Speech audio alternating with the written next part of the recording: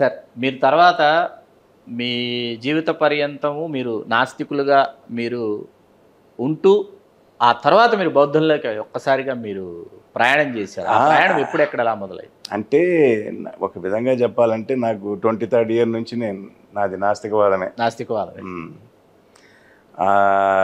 అంతకుముందు కాస్త ట్రెడిషనల్ రిలీజన్లో ఉండేవాని, కానీ పెద్ద టెంపుల్ గోయింగ్ అంత పెద్దగా ఏం అది సార్ బుచ్చిరెడ్డిపాలెం అంటే ఆస్తికులు, వ్యవసాయ కుటుంబాలు, గ్రామ దేవతలు ఇట్లాంటి ఒక సంస్కృతి గ్రామదేవతలు ఉండేవి.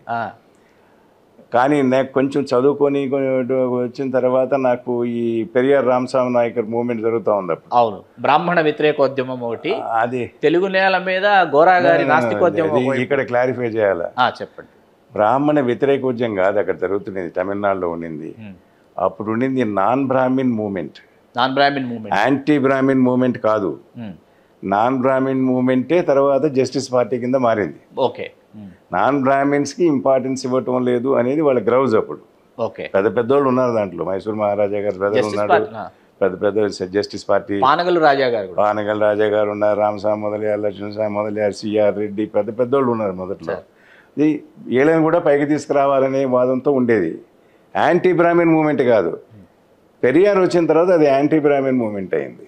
ఎందుకు చేశాడంటే ఆయన ఈ బ్రాహ్మినిజం వల్లే ఈ క్యాస్ట్ అంతా వచ్చింది.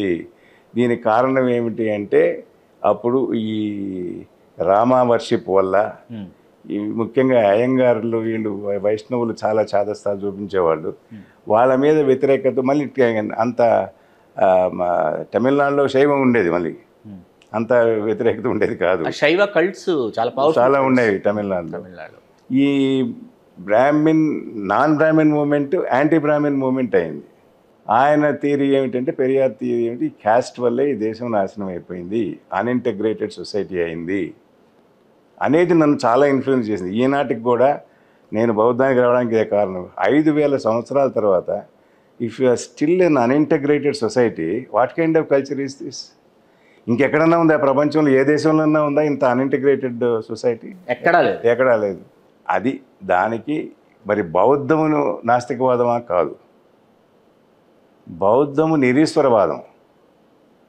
అనీశ్వరవాదం అని కొంతమంది అంటారు, నిరీశ్వరవాదం అని. బిఆర్ అంబేద్కర్ సైతం బౌద్ధంలోకి నిరీశ్వరవాదం అంటారు. అక్కడ కాన్సెప్ట్ ఆఫ్ గాడ్ లేదు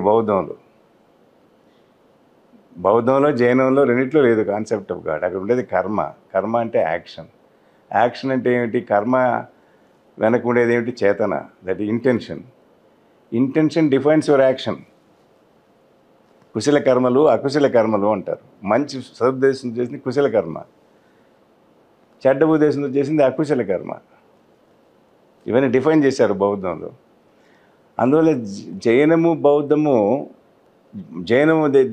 రెండు ఒకటి కాదు అంటూ చాలా డిఫరెన్స్ ఉన్నాయి బిట్వీన్ ది టూ.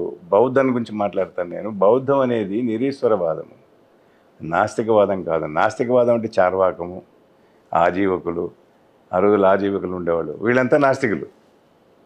బౌద్ధం అది కాదు. It believes in rebirth. నువ్వు చేసిన తప్పులకి ఈ జన్మలో కాకపోయినా వచ్చే జన్మలో నువ్వు పే ఫర్ నమ్మకం ఉంది. అందువల్ల అది నిరీశ్వరవాదమే కానీ నాస్తికవాదం కాదు. నాస్తికవాదం అనేది ఆజీవకులు, చార్వాకులు వాళ్ళు. Everything begins with life, birth and everything ends with death అని. అట్లా నాకు కొంచెం సామ్యం ఉంది. కానీ మొట్టమొదటి నుంచి కూడా బౌద్ధం మీద అభిమానం ఉండేది. ఫస్ట్ హిస్టరీలో చదివాను నేను, యూపీఎస్సీ ఎగ్జామ్ రాసేటప్పుడు బౌద్ధాన్ని గురించి చదివింటే అప్పటి నుంచి ఒక రకమైన అడ్మిరేషన్ ఫర్ బౌద్ధం ఉండేది. అది దట్ ఈస్ హౌ గ్రాడ్యువల్లీ. తర్వాత నేను దలై లామా గారిని కలవడం, ఇక్కడ లోకల్ బుద్ధిస్ట్ అసోసియేషన్స్తో కలిసి ఒక ట్రస్ట్ ఏర్పాటు చేయడము, ల్యాండ్ అక్వైర్ చేయడము. ఇప్పుడు ఆ రోజుల్లో నాకు ముఖ్యంగా 1990sలో అప్పుడు నేను ధర్మపదం అవన్నీ పబ్లిష్ చేశాను. రీప్రింట్ చేసి పోలీసుల ఆఫీసర్స్కి అందరికి ఇచ్చేవాడిని. ఎందుకంటే ధర్మపదంలో ఎథిక్స్ తప్పితే ఇంకేముండవు దాంట్లో. There is no belief, supernatural belief అవన్నీ లేవు. ఎథిక్స్ ఇదే ఉంటుంది. బౌద్ధానికి ఎథిక్స్ అనేది ఒక బేసిస్. మన దేశంలో బొత్తిగా లేనిది ఏమిటంటే ఎథిక్స్.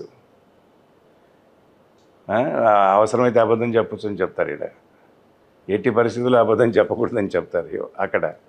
ఇక్కడ ఏం చెప్తారు, కొన్ని సందర్భాల్లో చంపడం తప్పులేదు, దుష్టుని చంపచ్చు, దుష్ట శిక్షణ, శిష్ట రక్షణ ఏదో చెప్తారు కదా. అక్కడ ఎట్టి పరిస్థితుల్లో కూడా ఎవరిని చంపడానికి లేదంటారు అక్కడ బౌద్ధంలో. సో కొన్ని వైటల్ డిఫరెన్స్ ఉన్నాయి దానికి దీనికి. కానీ నిరీశ్వరవాదం కానీ నాస్తికవాదం కాదు. సార్ మీరు సిబిఐలో కూడా విధులు నిర్వహించారు అని అన్నారు. అక్కడ మీకు ఛాలెంజింగ్ అనిపించిన 4 సంవత్సరాలు ఉన్నాను సిబిఐలో. ఛాలెంజింగ్ అంటే ఆ రోజుల్లో సిబిఐ చాలా హైలీ ప్రొఫెషనల్ ఆర్గనైజేషన్, ఇప్పుడులాగా కాదు. మాకు ఇవన్నీ పొలిటికల్ ఇంటర్ఫియరెన్స్ అసలు తెలియదు అసలు. అక్కడ ఇన్వెస్టిగేటింగ్ ఆఫీసర్, లీగల్ ఆఫీసర్, వీళ్ళిద్దరూ 2 separate reports are submitted to the SP. SP is supposed to study both and then come to his own conclusion. Mali, he used to record his own assessment of the case. Delhi lo Mali akada senior prosecutors used to scrutinize the prosecutor's report. Senior police officer used to scrutinize police officer's report, and then they used to take the SP's views into account and finally decide what should be done with it. Anta careful scrutiny ఉండేది. 2 levels 3 levels scrutiny ఉండేది. The result was 84% of the cases ended in conviction those days. అంత reputation ఉండేది organisation. 84% ఎట్లా అంటే most of the cases evidence was documentary evidence, which cannot be altered. Oral evidence మీదే base అయ్యి ఏ case పెట్టేవాళ్ళు కాదు. దానికి ప్రాపర్ సైంటిఫిక్ ఎవిడెన్స్ ఉండాలి, డాక్యుమెంటరీ ఎవిడెన్స్ ఉండాలి, అప్పుడే అది పెట్టేవాడు. అలా ఉండింది ఆర్గనైజేషన్ అది.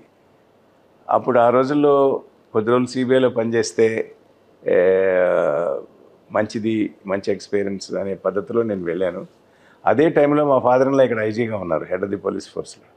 ఆయన ఉన్నప్పుడు నేను బయట ఉంటే మంచిది కదా అని చెప్పి నేను సిబిఐలో వెళ్ళి 4 years ఉన్నాను. 4 years తర్వాత మళ్ళీ. మామగారి పేరు రామచంద్రారెడ్డి గారు.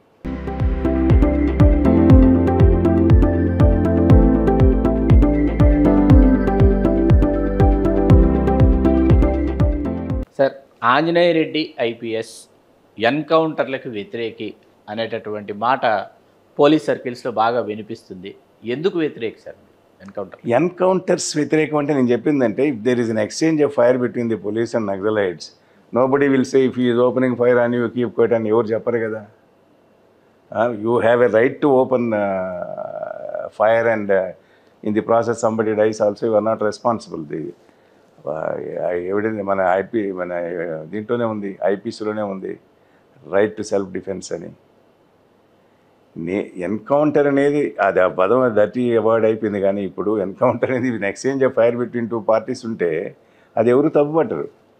అంతేగాని ఒకరిని అరెస్ట్ చేసి 5 రోజులు ఇంటరాగేట్ చేసి 6వ రోజు వాడు ఎన్కౌంటర్ చనిపోయిన అంటే వాడు నమ్ముతాడా?